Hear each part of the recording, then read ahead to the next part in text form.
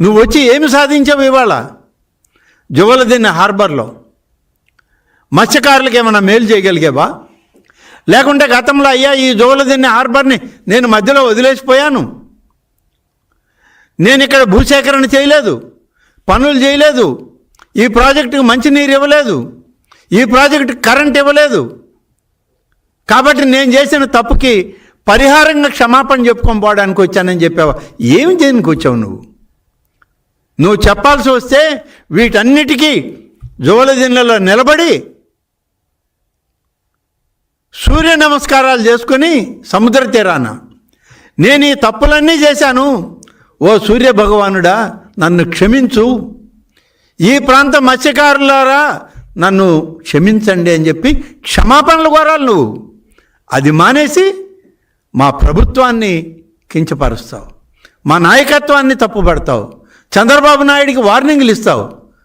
నీ స్థాయి అది ఉందా అని అడుగుతున్నాను. స్థాయి మర్చి మాట్లాడబాకు జగన్. నీ గన్ కల్చర్ మా దగ్గర సాగదు. నేను మళ్ళీ చెప్తున్నా, నిన్న చెప్పా, మళ్ళీ ఇవాళ చెప్తున్నా, నీ గన్ కల్చర్ ఎక్కడైనా సాగుతుందంటే అది కూడా తెరల మాటన నీ పులివెందుల్లో సాగుద్దేమో కానీ ఇవాళ పులివెందుల్లో కూడా బయట సాగదు. తెరల మధ్య ఉన్న నీకు మాత్రమే ఆ జగన్ కల్చరు, ఆ గన్ కల్చర్ ఉంటుంది. ఇవాళ ఈ రాష్ట్రం ప్రశాంతమైన వాతావరణంలో ఉంది, సుపరిపాలన అందుకుంటా ఉంది, ప్రతి ఒక్క కుటుంబానికి మేలైనటువంటి పాలన, సంక్షేమం, అభివృద్ధి, రేపటి తరానికి ఒక ఉపాధి, ఉద్యోగ అవకాశాలను ఇస్తూ వాళ్ళ భవిష్యత్తుకు పెద్దపీట వేసేటువంటి కూటమి పాలన ఇవాళ నడుస్తూ ఉంది రాష్ట్రంలో. మాకు గన్ కల్చర్తో అవసరం లేదు, నీ పరిపాలన అంతకన్నా అవసరం లేదు, నీ సూక్తులు అవసరం లేదు. కానీ నువ్వు బెదిరిస్తే బెదిరిపోవడానికి మాత్రం ఇక్కడ ఎవరు సిద్ధంగా లేరు. ఎవరైనా నీ తాబేదారులు ఆ జువలదిన్నె ప్రాంతంలో మొత్తం భూములన్నీ లేఅవుట్లు వేసుకొని అమ్ముకున్న వాళ్ళు ఎవరైనా ఉంటే వాళ్ళకి చెప్పు. మాకెవరికి చెప్పే అవకాశం నీకు లేదు. నెల్లూరు జిల్లా చాలా ప్రశాంతమైన జిల్లా. నెల్లూరు జిల్లాలో ప్రతి కుటుంబం ఇవాళ సంతోషంగా గడుపుతూ ఉంది. అన్ని విధాలా మేము సుఖశాంతులతో ఉన్నామని చెప్తున్నారు. దైవాన్ని వాళ్ళు కీర్తిస్తున్నారు. మంచి ప్రభుత్వాన్ని మాకు ఇచ్చావు దేవుడా అని వాళ్ళ దైవం వైపు చూసి వాళ్ళు ఆధ్యాత్మికంగా వాళ్ళు అభివృద్ధి చెందుతూ ఉన్నారు. ఇవాళ అటువంటి పరిస్థితులకు వచ్చిన ప్రాంతాన్ని నువ్వు మళ్ళీ ఇవాళ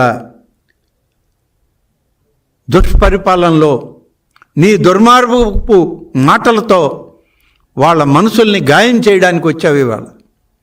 కానీ నెల్లూరు జిల్లా ప్రజలు శాంతియుతంగా ఉంటారు, గౌరవప్రదంగా ఉంటారు, క్షమార్హులు.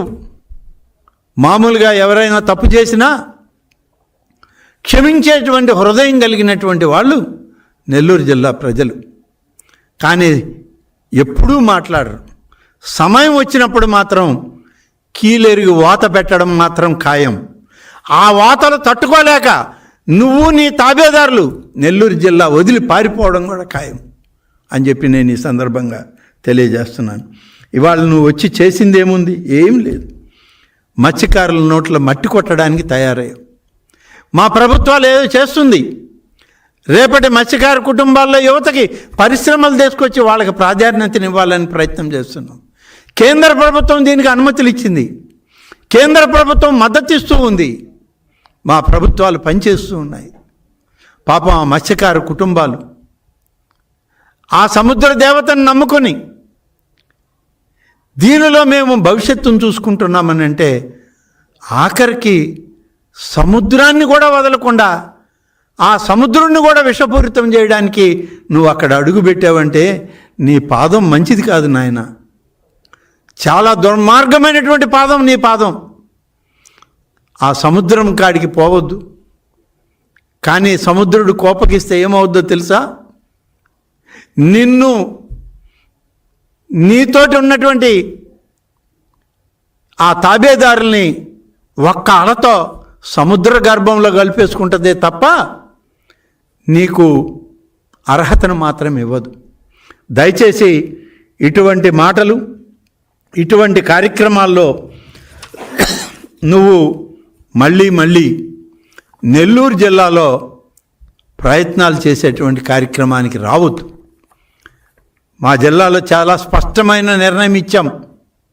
మా ప్రజలు చాలా స్పష్టంగా ఉన్నారు. 10 స్థానాలకి కూటమి నాయకత్వానికి ఇచ్చారు. పార్లమెంటు కూడా కూటమి స్థానానికి ఇచ్చారు. మరి నువ్వు ఏ మొహం పెట్టుకొని వచ్చావు? ఇవాళ అనేక పరిశ్రమలు వస్తున్నాయి. బీపీఎల్ లాంటి పరిశ్రమలు వస్తున్నాయి నెల్లూరు, ప్రకాశం జిల్లాల్లో. ఇండోసాల్ లాంటి పరిశ్రమలు తీసుకొస్తున్నాం. అనేక రకాలుగా ఇవాళ అభివృద్ధి చేస్తూ ఉంటే నీ ఏడుపు గుట్టు రాజకీయాలతో మళ్ళీ మా జిల్లాలో అడుగుపెట్టే ప్రయత్నం చేస్తున్నాం. ఒక్కసారి నువ్వు వెనక్కి తిరిగి చూసుకో. నీ హయాంలో గతంలో ఏం జరిగింది ఒక్కసారి ఆలోచన చేయి. గతంలో కాల్పులు జరిగాయి. ఎక్కడ జరిగాయి? కాల్పులు జరిగి చనిపోతే ఆ మత్స్యకారులే ఇవాళ స్తూపాన్ని కట్టుకుని మా కుటుంబ సభ్యులు మా కుటుంబాలకు దూరం అయ్యారని ప్రతి నిత్యం బాధపడుతున్నారు ఆ స్తూపాలు చూసుకొని. ఒకసారి గమనించండి. ఇవి నీ పరిపాలనలో జరిగినవి కావా? నీ తోటాలకు బలైనటువంటి కుటుంబాలు వాళ్ళే ఈ స్తూపాన్ని నిర్మించుకొని స్మారక స్తూపాలను చూసుకొని మేము ఇలా మా కుటుంబాల్లో కుటుంబ సభ్యులను కోల్పోయాము ఈ జగన్ రెడ్డి గన్ల వల్ల అని చెప్పి నీ గన్ కల్చర్ వల్ల జరిగిన నష్టం కాదా? ఇవాళ నీకు ఇంకా ఒకసారి గుర్తు చేస్తాను. మామూలు తుపాకులు కాదు. ఎటువంటి తుపాకులతో పేల్చావు వాళ్ళని? ఈ తుపాకులన్నీ పేలింది నీ హయాంలో కాదా? ఈ తుపాకులన్నీ పేల్చి తుపాకులని వల్ల అనేక మంది మారణహోమం చేసి మరణం చెందితే కనీసం వాళ్ళను పలకరించే దిక్కు లేకపోతే ఆ కుటుంబాల వాళ్ళే ఇవాళ స్తూపాలు కట్టుకొని వాళ్ళ కుటుంబంలో ఉన్నటువంటి వాళ్ళని స్మరించుకుంటూ ఈరోజు పనిచేస్తున్నారని అంటే, వాళ్ళ జీవనాలు గడుపుతున్నారంటే, మత్స్యకారులలో ఈరోజు ఉన్నటువంటి ఆందోళనని కూటమి ప్రభుత్వం చల్లార్చి మీకు మంచి భవిష్యత్తునిస్తాం, మీ బిడ్డలకు ముందు తరాలకు ఒక భద్రతనిస్తాం, మీరు అడిగిన కార్యక్రమాలన్నిటినీ ఈ ప్రభుత్వం కట్టుబడి ఉంది, మీకు ఏ వాగ్దానం అయితే చేశామో ఆ వాగ్దానాన్ని నెరవేర్చుకుంటామని చెప్పి ఇవాళ కూటమి నాయకత్వం అంతా చంద్రబాబు నాయుడు గారు, పవన్ కళ్యాణ్ గారు, నారా లోకేష్ గారి నాయకత్వంలో ఇవాళ మా ప్రాంతాలకు వచ్చి మా మత్స్యకారులకు తోడుగా నిలబడితే ఇవాళ మత్స్యకారుల యొక్క విలువ నీకేం తెలుసు? నీకు సముద్రం అంటే తెలియదు. సముద్రం ఎప్పుడు చూడలేదు నువ్వు. సముద్రం ఎప్పుడు చూసిన పరిస్థితి లేదు. ఎందుకంటే ఎండమావుల్లో బతికిన వాడివి నువ్వు.